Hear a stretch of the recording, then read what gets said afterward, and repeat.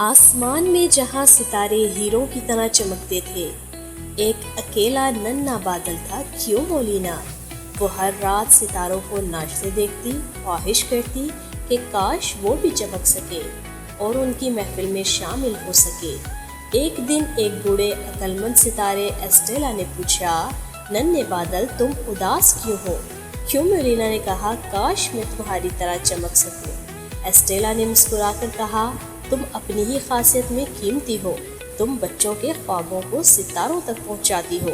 ये सुनकर क्यों मोलिना फख्र से भर गई और रात भर सोए हुए बच्चों के ख्वाबों की हिफाजत करने लगी। एक रात एक नन्हे लड़के लियो ने ख्वाहिश की कि वो किसी बात करने वाले बादल से मिले और क्यों मोलिना इसके ख्वाब में उतर आई। हेलो लियो, मैं तुम्हारी ख्वाहिश सितारों तक ले जाऊंगी। और उस रात लियो की नींद खुशियों और हैरत से जगमगाने लगी।